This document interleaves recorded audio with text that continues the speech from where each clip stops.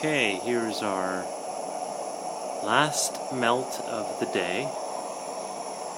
Here we have our nice pool of carefully melted aluminum. And here we have a carabiner with the spring part cut off. Most common thing in the world.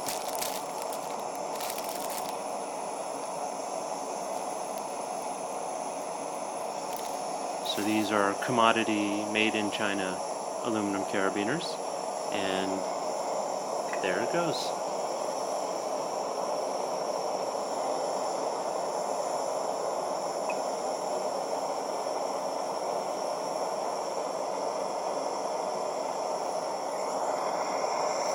And since it's too hot for us to grab the piece, we're just going to use a steel stirring rod. There we go. Just sort of stir the melt. Look at that. Melted a whole carabiner just like that. That's gotta be pretty cool. Ha ha ha ha ha ha. That's right, you're next. Just kidding. So, now we have clean aluminum again, which we can pour for any of our other purposes. Now I'm just going to let that cool.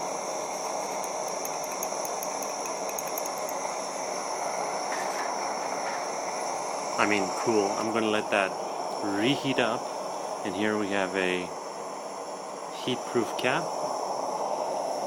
There we go. I'm just going to let that simmer. Now this has been fired for a solid, I would say, half hour now, and the outside, the cement, the concrete is a good 150 degrees. The inside is over 1300 degrees.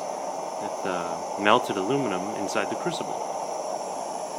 And all powered by one 16-ounce propane tank. Pretty cool. Alright, so when we come back, I will be pouring the aluminum.